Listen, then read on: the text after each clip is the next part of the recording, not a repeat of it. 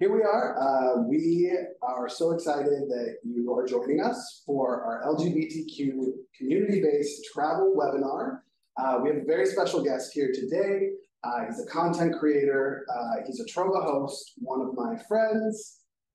Welcome, Matthew Schueller.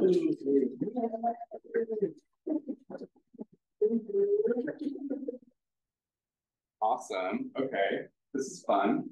Great. Hi, everybody. How are you doing? So good. Happy Pride. Can you believe we were going to do this in an empty room? I was like, no, we have to do it out here with everybody. Because the energy is going to be so much better. I was going to feel so awkward talking in an empty room. So, got my notes cards all ready to go. So let's do this.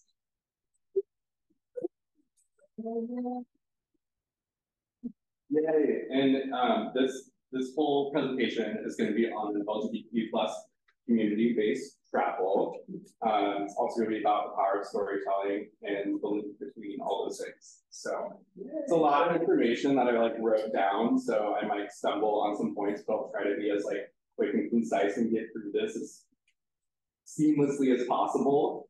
So we'll do our best. First off, that's me. My name's Matt Schueller. My husband and I are a part of the travel brand Michael and Matt. We post content online.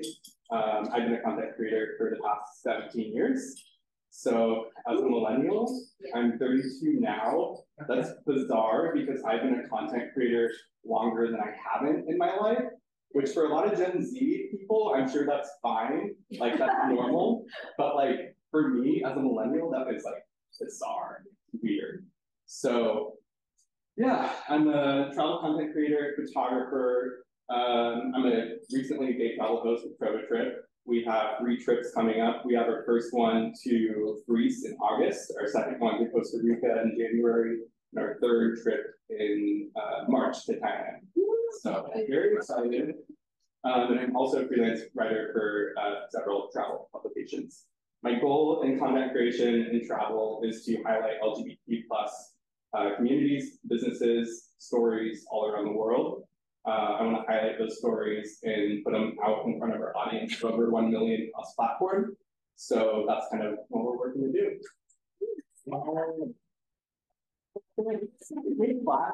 Every slide. No, I'm kidding. All right, so I'm going to start this with a little bit about me, where I grew up. I grew up in a small town called Albany, Oregon. It's about an hour and a half south of Portland. How many of you grew up in Oregon? Wow. Yeah. Wow. We got 2. In Washington, okay, so we have 1. Amazing. Albany, Oregon is a pretty small town. It's about 50,000 people, about 45,000 when I was growing up there. I consider it kind of like a political battleground city in the sense that it's about 50% blue, 50% red. It's very polarized. And it was highly religious when I was there growing up. There was a lot of opinions, it was just a fiery town, people were passionate. I grew up in the closet. I'm gay. You didn't know. So I grew up in the closet, and that growing up there in a politically conservative, very religious environment, I struggled to find community and connection with the people around me. I had difficulty expressing myself. I kind of lived a lot of my life in upbringing hiding where I was. So anybody who's grown up LGBTQ or been in a minority group, you might feel or understand that kind of thing. That's my husband, Michael, up there in the picture. I met him online. So yeah, I met him through my coming out video. I'm gonna get into that a little bit, but before that, I'm gonna talk about how I started getting into video blogging to begin with. So I started 17 years ago. And this was before other social media platforms. This was back in the MySpace days. So MySpace was the thing, but this is before Facebook really got popular. This is before Instagram existed, before TikTok, before Vine, if anyone remembers Vine.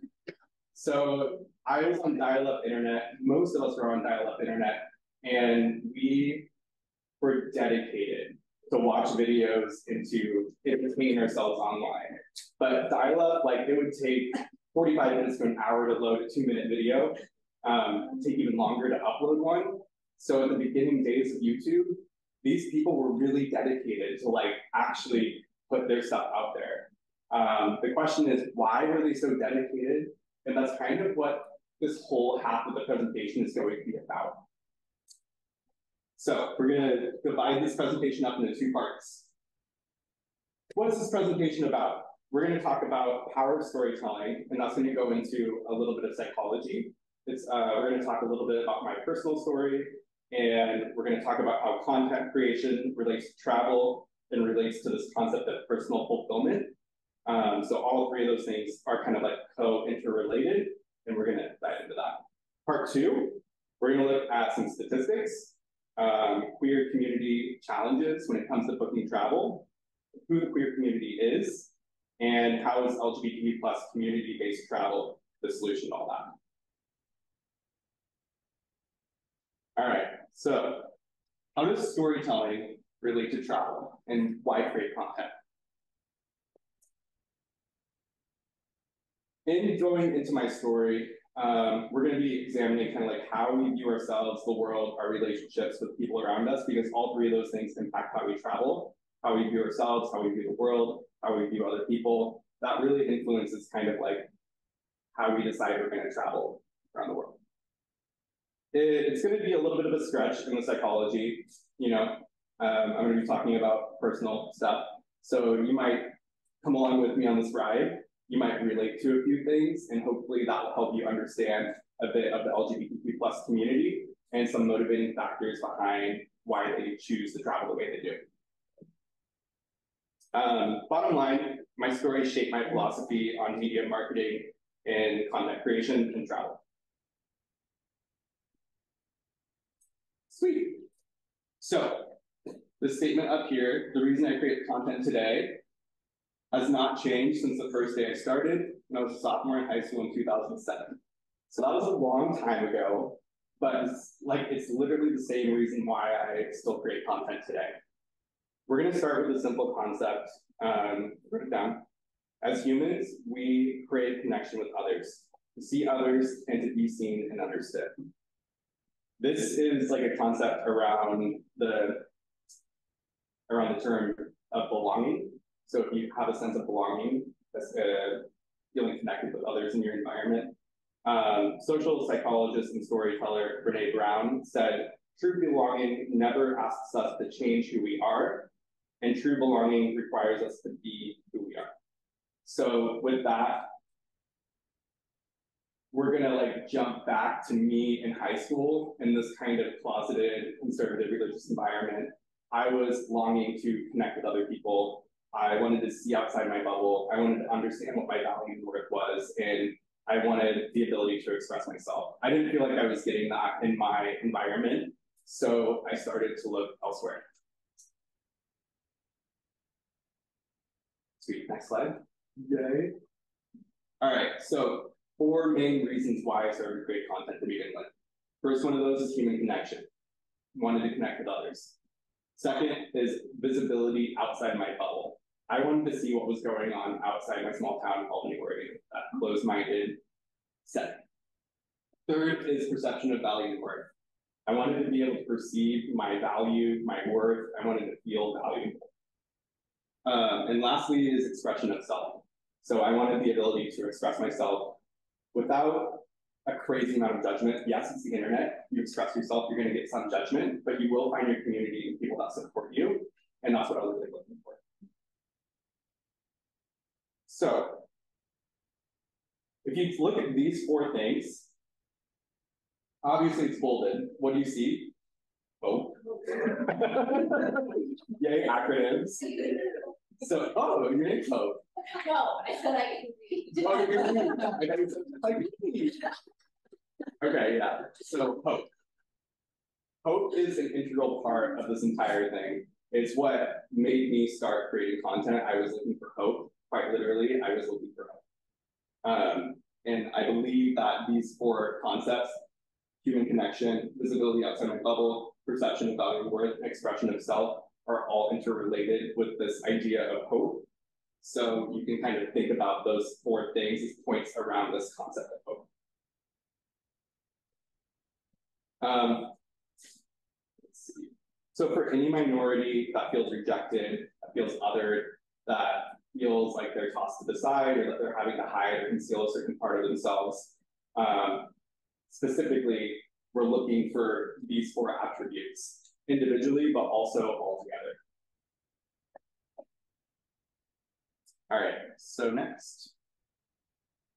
How did content creation inspire me to travel? All right, so I didn't own a passport until I graduated high school. Growing up in Oregon, it didn't come from a lot of money either. And my family vacations consisted of me like going to the Oregon coast. Newport, Oregon, I've been there more times than I can count. Love Newport, but like seriously, there's more out there, right? I don't know, I really, this particularly has to do with point number 2, visibility outside your bubble. Because I was so confined to my environment in Oregon, it was very difficult for me to see or experience things outside of my hometown. The only times we would really leave Oregon is when I'd go to Pennsylvania and spend time at my homophobic family, distant family members' farm in rural Pennsylvania. It was rough. But YouTube was my window outside of that. So when I started looking at YouTube, sophomore in high school, get online, I only created a YouTube account because I wanted to put a video on my MySpace, and back then you had to have a YouTube account in order to put a video on your MySpace.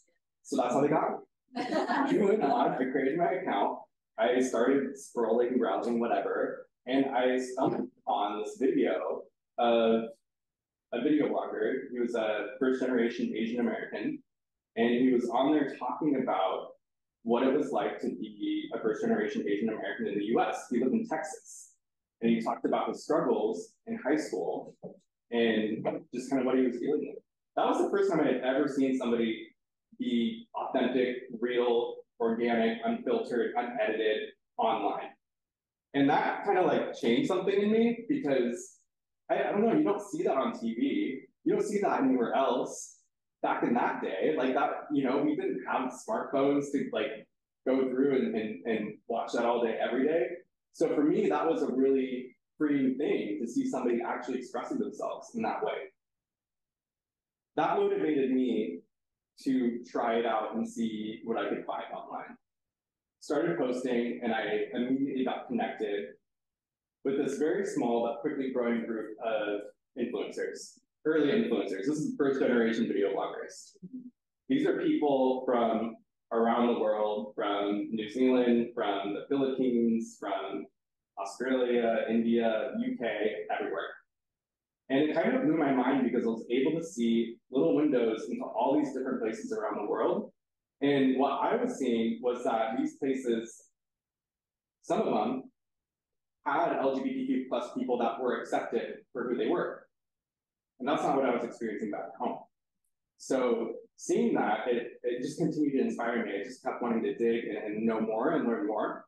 And building these connections with people all over the world, I was like, man, I want to travel to these places. I want to see it for myself. I want to meet these people, meet these friends that quite literally felt more like friends to me than the people in my physical surroundings back home, because I could actually be real with them.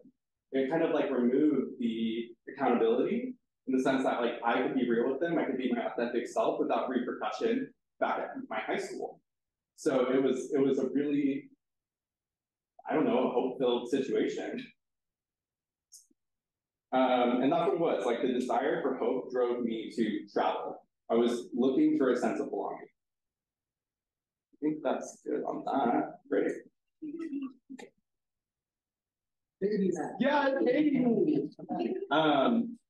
yeah, the story didn't just end there. Of course, I graduated high school, I got my passport, I traveled for the first time, and I started to meet these people in real life. And that just kind of snowballs in the sense that I was connecting with these people in person, human connection. I was getting that visibility outside my bubble, seeing other cultures. I was understanding my value and worth more. I was seeing people like me, LGBTQ plus people, who were accepted and loved in their environments. And that was a reflection of myself. And that was the first time I could see that for myself. And I was able to express myself with them, express myself online and get positive feedback there. And also, I started to see that people were really interested in what I had to say, which motivated me to be more authentic, share more, and it just kind of goes in this feedback loop of authenticity, storytelling, feedback, and do it again. So that was pretty great. 6 years after I created my YouTube account, I was at a private Christian university in Seattle. If any of you have heard of Seattle Pacific University. So they still discriminate against their LGBTQ plus population. They don't allow queer people to be full-time employees there. And it's incredibly damaging to the community there. So I was a resident advisor there at the time, and I was quite terrified to come out because I didn't want to be fired. However, I felt like I was living a lie in the sense that my life at my university, or really outside of the university in Seattle, I was open, I was gay, I was open with my friends and family. So that didn't match what was online because I didn't want the university to find out. Silly looking back, but it's like literally shutting up so that I don't get fired.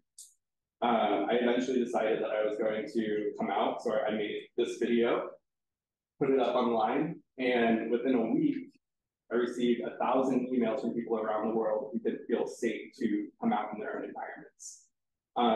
And that really caused a pivot in my life because it told me that what I was putting out there, people could see themselves in my experience. And they were able to share that online, and it was hugely impactful. It was giving people hope around the world through my story, through sharing my story. So, yeah. Bringing it all together, you see that there's a connection between hope, travel, and then personal fulfillment. Personal fulfillment is a sense of understanding your purpose, understanding your value, your worth. And I think that's how we kind of get there, is through sharing stories with each other, relating with each other. Yeah, we eventually get there. Oh, good, this part. Yay! So connecting all of this together, the 4 reasons I started creating content are the same reasons I started to travel.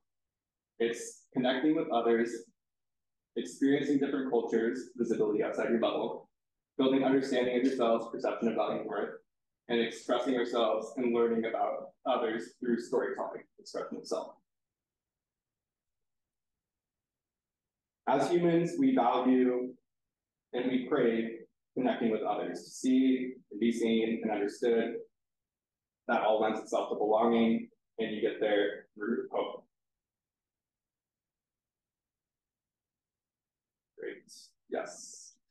So that got me thinking, how can I share what I've experienced, what I've learned through traveling around the world and meeting other people that I've met online, hearing their stories, how that's changed me, how I got to a place of accepting myself, coming out and all that.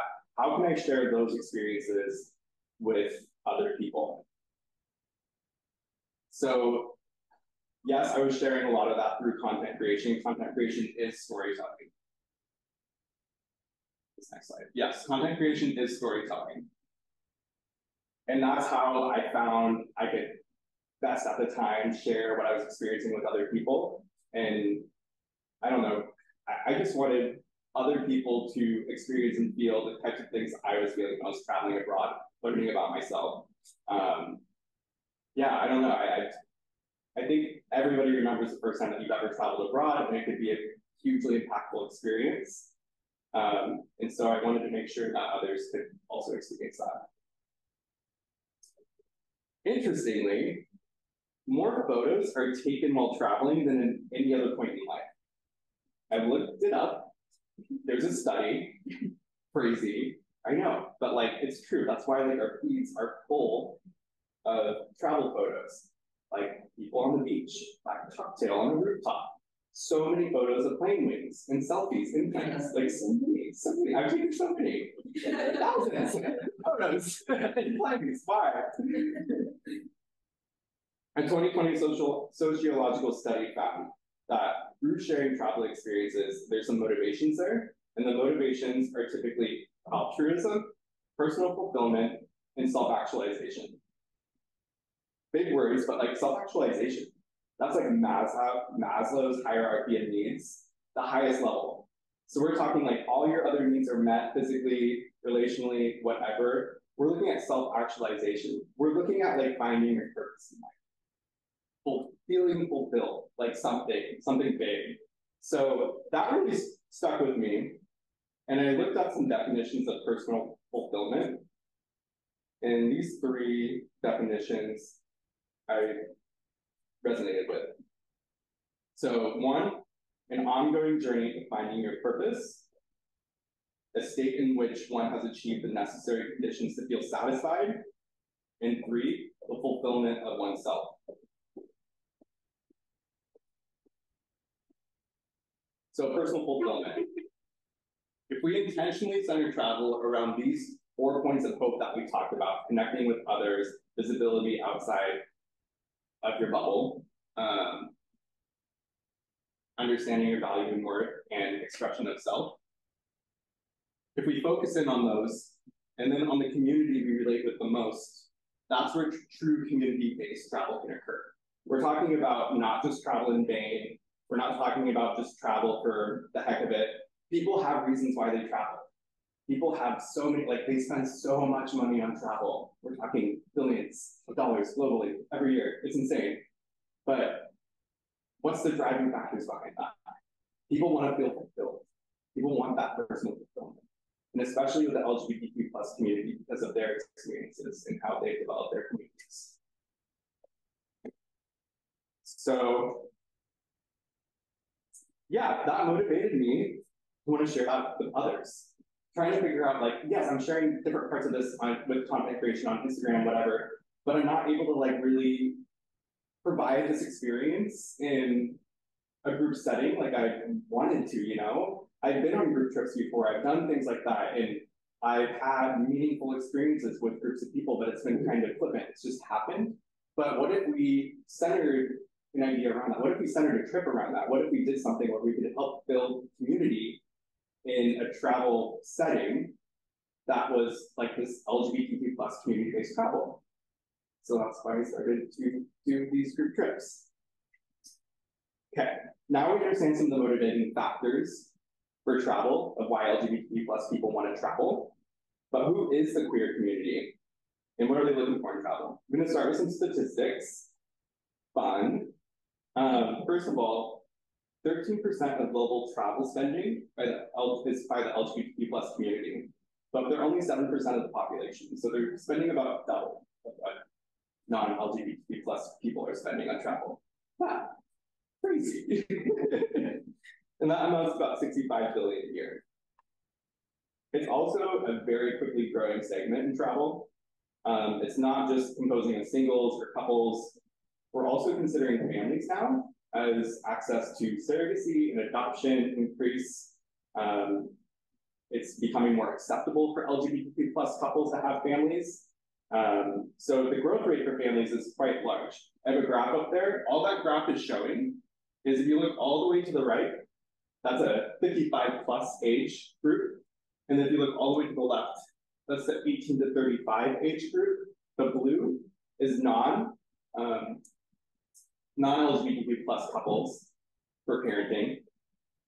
And the green is LGBTQ plus couples that are parenting or considering parenting. So you can see that gap is narrowing a lot by generations, very quickly. Right now, LGBTQ plus couples, 48% are considering to have kids or are in the process of starting a family. And that's versus 55% non-LGBTQ plus couples. So right now, there's only a 7% difference between heterosexual and gay. Growing population. Yes. We also take a lot of trips, a lot more trips. 4.2 times as many trips as non-LGBT plus people. And 4.6 times holding, LGBT plus people hold 4.6 times as many Amex Gold cards. We love to spend we love to spend our money. We love points. We love points a lot. We love points for anything. But we love to travel. 85% of gay males and 77% of lesbian females own a passport. That's versus 30% of all Americans. Even crazier, 54% of US gay men have used their passport in the last year. That's 1 of 2. That's half. Have traveled abroad, have used their passport in the last year of US gays. Like, I knew it was a lot, and I see it all over my feed, like so many gay men traveling everywhere, but like, oh God, that's so much. Anyway, that blew my mind. I had to share that. All right, next slide. With all of this, LGBTQ plus travelers book suppliers and destinations that recognize their unique preferences, meaning companies, destinations, they're catering itineraries for them towards their specific preferences. There's inclusivity, they're being included in things. It's not completely heteronormative. Pronouns, people are asking for pronouns and using pronouns. Gender neutral bathrooms are being provided for them.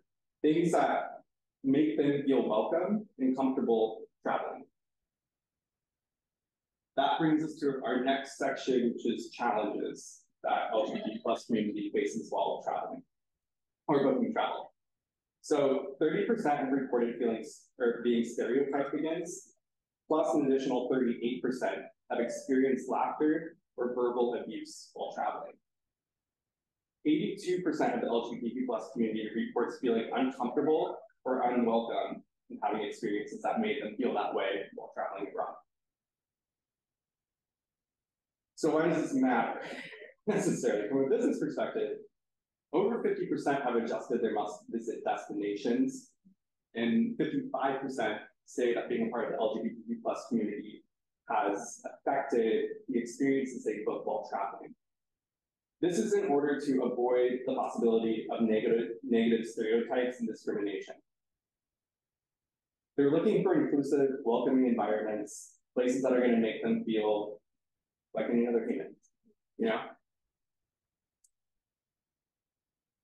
So this is a map from the organization ILGA. They publish a map every year on sexual orientation laws around the world. Blue is good, red is bad. There are over 70 countries that criminalize same-sex activity between consenting adults. Most of these are in the Middle East and Africa. However, it's very important to recognize that these countries are everywhere throughout the world. We have to consider what countries criminalize same-sex behavior because that impacts the LGBTQ plus community. Jamaica is one of those. Jamaica is just in the Caribbean, super close by. Time magazine listed Jamaica as the most homophobic place on earth. In 2013, over 50% of the LGBTQ plus population that they surveyed reported homophobic public physical violence against them, which is insane. And it's a huge consideration when people are booking travel there. LGBTQ plus people are booking travel to Jamaica. That could potentially be a really big issue. Violence can happen, you know, discrimination. It's not just like a physical attack, but people feeling uncomfortable and unwelcome. Jamaica punishes same-sex activity between consenting adults with 10 plus years in prison. And over 10 countries prescribe the death penalty for same-sex activity. However, given all of that, many hotels and luxury resort spaces are trying to be less heteronormative than they've historically been and provide maybe a safety net for LGBT plus individuals amongst a really unfortunate situation with laws in other countries. So my husband and I ended up in Qatar for a day on a long layover. That was an interesting time, but we were totally fine through our stay. That's one of the countries that technically has the death penalty for LGBTQ plus same-sex activity. So yeah, of course, we were definitely on edge. There's a lot to consider when it comes to experiences like that. So, all right. So in summary, from this last section, LGBTQ plus travelers take more trips more often, they spend more, and they have fewer places to choose from. They're a quickly growing population, they have special needs, special things that we need to consider when we travel. So what is the LGBTQ plus community really prioritizing when they book travel? First of these is safety. 2 points that I'm going to highlight: group trips and word of mouth. So with group trips, LGBTQ plus people make the assumption that the destinations and places, the tours, are going to be vetted properly. Because it's a group trip, we kind of make the assumption that those are vetted, those are ready to go. They've been curated for them. If it's led by other LGBTQ plus individuals, that helps take the fear away. They know that it's being led by somebody that they relate with. They're not going to think that an LGBTQ plus individual is going to take them somewhere they're unsafe. In a group setting, there's no need for them to modulate their behavior because they're surrounded by other LGBTQ plus individuals who accept them and who are not going to discriminate against them for being who they are. Word of mouth. Info travels fast online. We know that. So there's a lot of blogs, a lot of influencers, a lot of people who talk about the destinations that they go to. And I firmly believe that it's one of the main attractors for types of travel. Just because, I don't know, I think of like Zipolite in Mexico, if anybody's heard of that. Okay, well, a lot of gay men have heard of Zipolite. I had never heard of Zipolite like about 5 years ago, but man, I heard about it in like 2019 or something. And then everybody important was like, have you been to Zipolite? I'm like, geez. So somebody posted about it, it went viral, everybody goes there now, it's amazing. Yeah, viral destinations. But safety is a big concern. So, continuing on inclusivity, you gotta consider supplier training. Do your suppliers, your tour guides, everybody, do they have the proper training to be sensitive and provide a safe environment for LGBTQ plus individuals? Got to consider the use of pronouns. We have to normalize asking pronouns and respecting those pronouns for every trip. Gender-neutral bathrooms have to be accessible and available for LGBTQ plus people and for non-binary people. I know space is a huge consideration when it comes to this abroad, culturally, but that's the thing, is we're talking about travel here, we're talking about providing an experience for people. And if we want to provide a positive one, then we need to figure out how we can accommodate people's needs. And having a bathroom to go to is a definite need that shouldn't be denied. Safety considerations. Can LGBTQ plus people book all of the same tours offered? Or are some of them are some of those destinations criminalizing same-sex activity? Like Jamaica, like it's a hard question, and I feel like that's a really tough subject to address because we want to support LGBTQ plus communities abroad, but we also need to be considerate of people's safety when traveling there. We have to make sure that they're aware of the risks that are present in those locations. And can non-binary people dress as themselves? Or is there going to be discrimination, threat for violence? Representation. Representation is great. If we see LGBTQ plus guides are available, if there's LGBTQ plus businesses involved on itineraries, activities for the LGBTQ plus community, that's huge. It just means that we're represented, where our needs are respected, like we're just kind of considered in all of it. It's not a heteronormative itinerary or tour, it's very welcoming and open. And if it's not an LGBT plus guide or business or whatever, are they vetted to be allies? Just want to make sure that every space that we go to is going to be a welcoming space. Lastly, advocacy in that, advocating for the LGBTQ plus community, donating to causes, having a presence at Pride, just advocating, very positive. And then lastly on here, community and camaraderie. You guys might have heard of the term chosen family.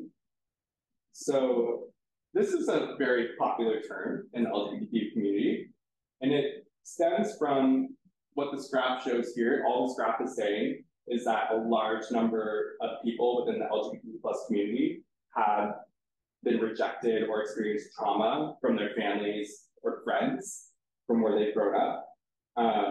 And because of that, they place a really high importance on relationships, especially within the queer community.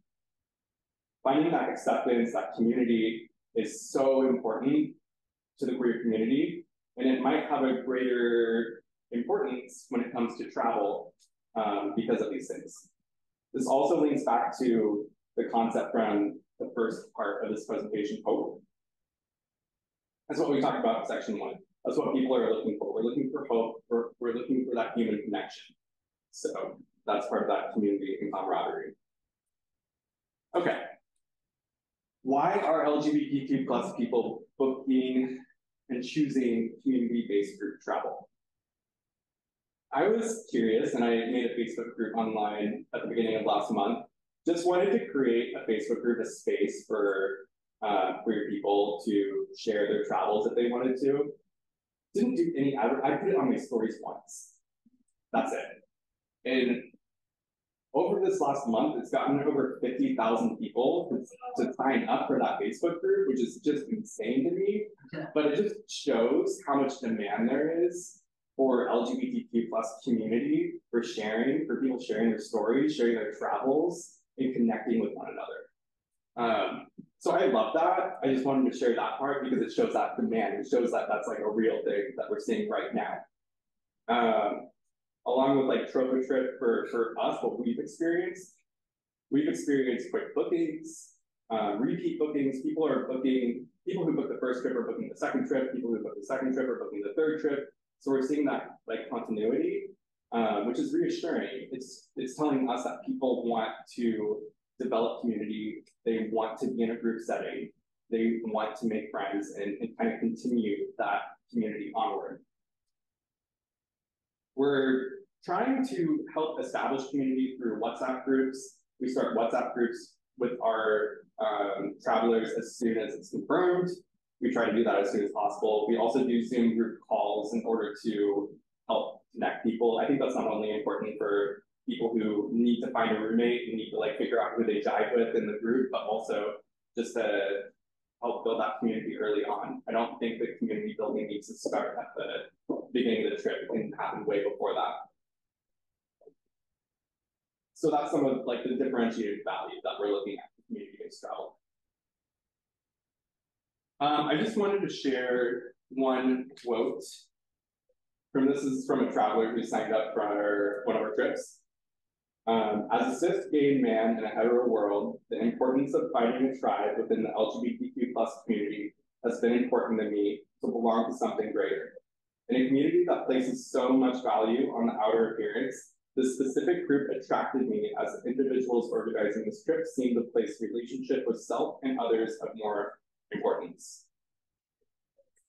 So it just goes back to this idea that it's travel plus something, personal fulfillment, finding a purpose, finding what is valuable about yourself, finding self-love, finding something that's not just hanging out on the beach or experiencing a cool country, which is also awesome. We love that, but this presentation specifically is like what the motivating factors behind people signing up for group travel specifically in the LGBTQ plus community.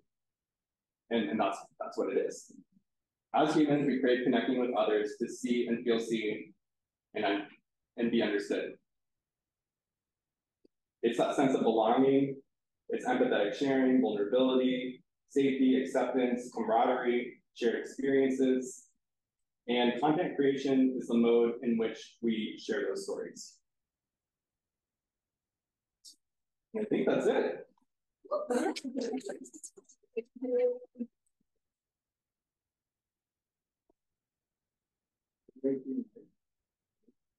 There's no questions in the online audience. So does anyone here have questions?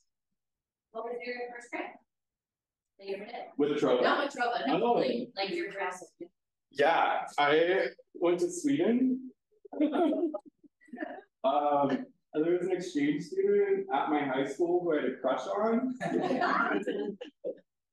Insane. No, literally, I was insane.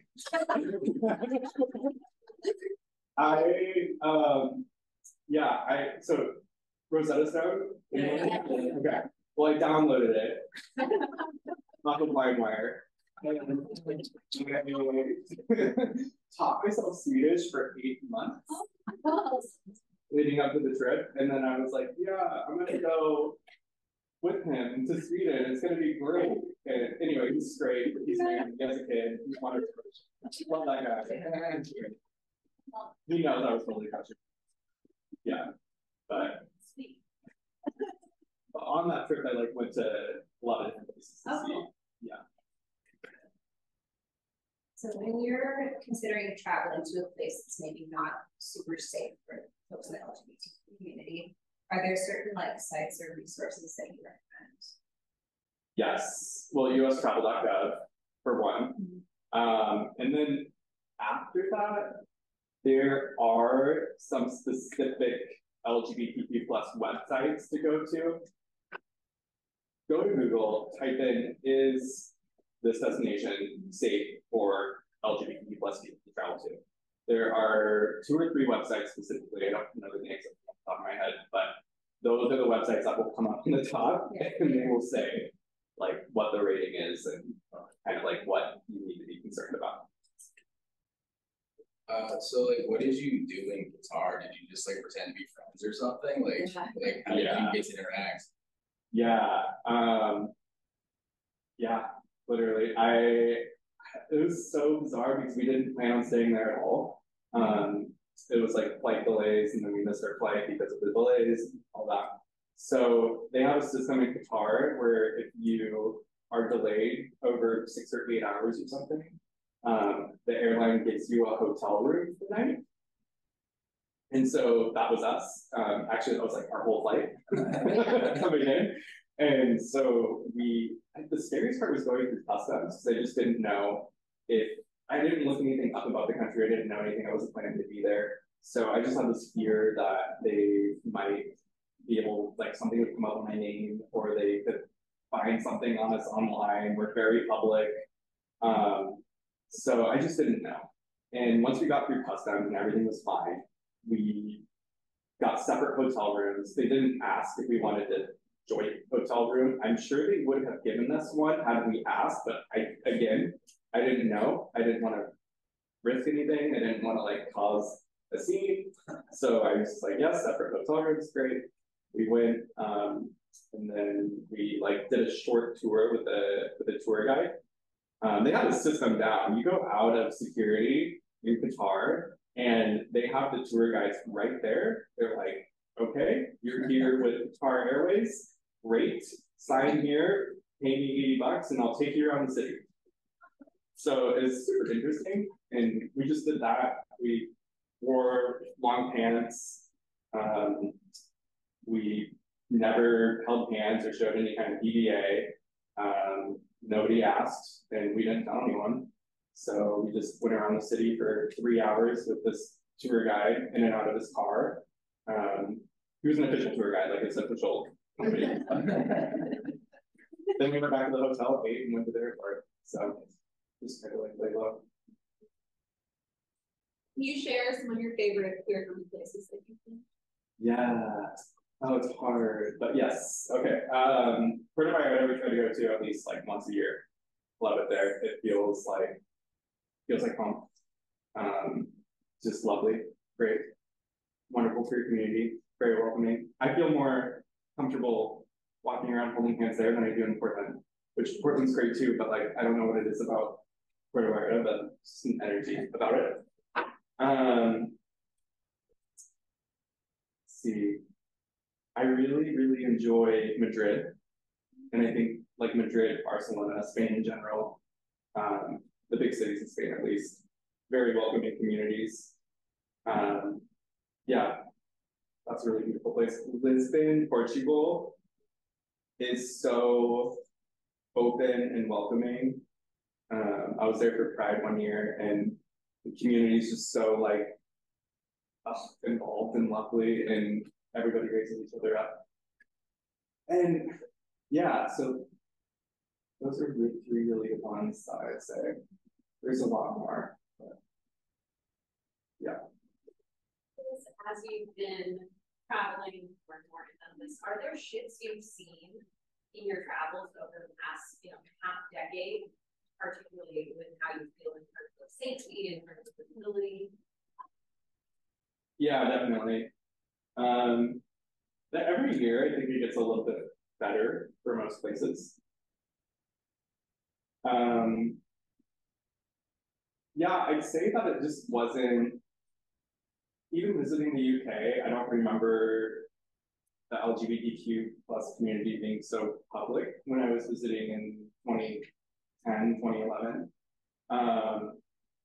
But now it's just so vibrant and out there. It just, yeah, it feels like a normal part of life. So I do notice that in some cities. I think you kind of, like, we're about to mention it, but how did you Oh my gosh, I completely skipped over that. Wow. Dang, wow, I really did, didn't I? That's crazy. So yeah, I posted my coming out video at the university, and those emails came in, talk about that. He saw my video, he posted a video response with his coming out video. And so that was our first like interaction, I guess. We talked on Skype that night because he tweeted me a video, and so I watched it and was like, "Oh my gosh, he's so cute!" And also, our stories are similar, and like I want to talk to him. So I messaged him back, and we talked on Skype that night. And within a week, he bought his plane ticket to Seattle, and then 2 months later, I moved to Nebraska.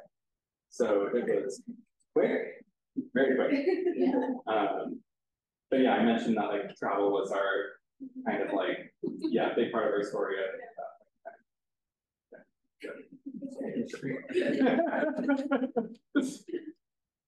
So for other LGBTQ hosts that have the same vision of bringing the community together, creating safe spaces out in the world, to encourage folks that might not feel like they belong to come on the trip, what kind of messaging would you suggest they use to really drive that home or to get that out there? Because they don't, as you know, in content creation, you don't have the time for a presentation on it, but you want to get that message out.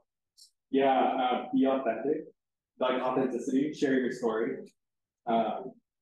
That's the biggest thing. I think with everything we talked about in this presentation, you are most relatable when you're being true to yourself and talking about your own experiences. So that's kind of how I built trust, I think, with my audience, because they see what I put out there, they see my content, they see my writing, and they kind of know that's me, and they have built trust for that. So there's this understanding. So when I say like, this is the purpose of the trip, we're going to build community around each other to, connect with one another on a deeper level, then they believe me. And so it helps that way.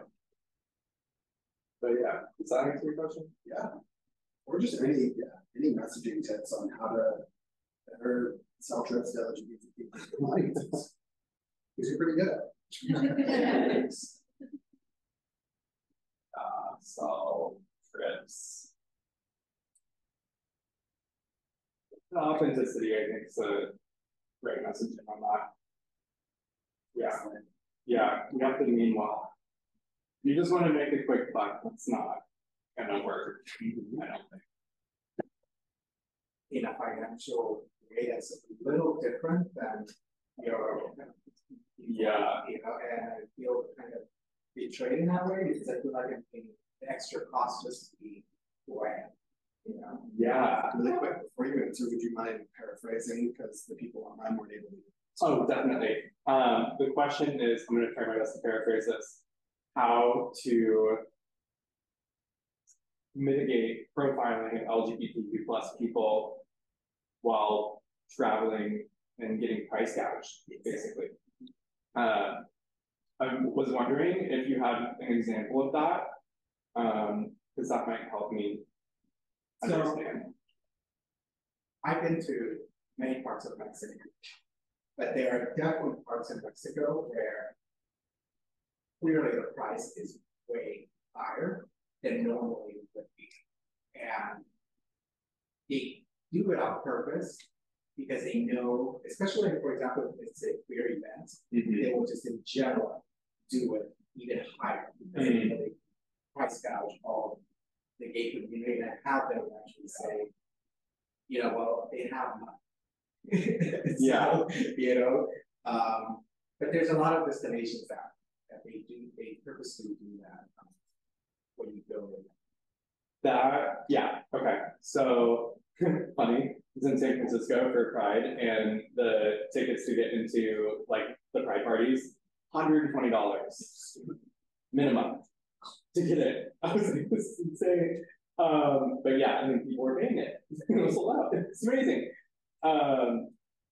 That specifically, I think one of those things, I think the only way that you can mitigate that is to not support those companies that are price gouging and choosing to go a different direction, which is hard because when you're in specific locations, there's not a lot of options. And if that's the thing to do, then like I can't stand there and argue with them necessarily or try to like make a point, but my big thing when traveling to other destinations is I want to find LGBTQ plus owned businesses. So some places in Mexico, for example, for if I can find LGBTQ plus owned businesses, then there's a level of trust that I don't think they're going to be price gouging me. So it'd be counterintuitive for them to price gouge their own, the people that they specifically want to serve. So that's where I try to go to. Yeah. So away from the price gougers and towards the LGBTQ owned business. When it's possible. When it's not word of mouth. And light them up because that's not okay. What would you say to, you know, a teenager currently living through kind of what you experience, living in a bubble, in a conservative or, you know, just unaccepting place that feels like there is no. I'd say you're as hard as it is right now, your current situation is not forever. That there are communities and places outside your current bubble that will accept and love you for who you are, and you don't have to settle for less forever, even if it's not possible to get away from the place that you're at right now. There's still hope for that. Yeah. And if you're in an unsafe location, there's a program called Rainbow Railroad that is a nonprofit, and you can apply for them to help get you to take asylum and get out. So a lot of countries where it's death penalty or imprisonment for LGBT plus same-sex activity or just being gay, Rainbow Railroad works in those places. Yeah. You said you're a freelance travel writer, so I was wondering where you've been published and any articles. Yeah, you can find me on Out Traveler, gay cities, the subsidiary of queerty, and drift travel nights. So just random travel articles on there every now and then. Yeah. So you mentioned the idea of building a community. You mentioned you used WhatsApp, so try. Oh, come on with that. We're trying to. Yes. So I noticed that only becomes available like it only becomes available like a month before the trip or something, right? Which is way too late, I think, for connecting with others. Live feedback. Because I downloaded the app immediately, and I tried to like do your chat on there, and it was like not available. I'm like, hey, let's go to WhatsApp. But yeah, it'd be nice. Yeah.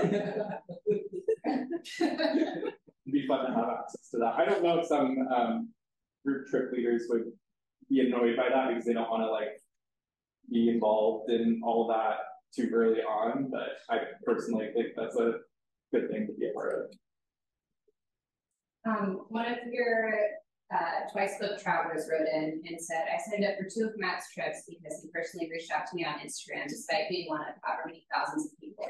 He showed genuine interest rather than just using overt sales tactic. This personal connection made me decide to book the trip. So he said, basically having authenticity rather than just all over. That's very kind. Thank you.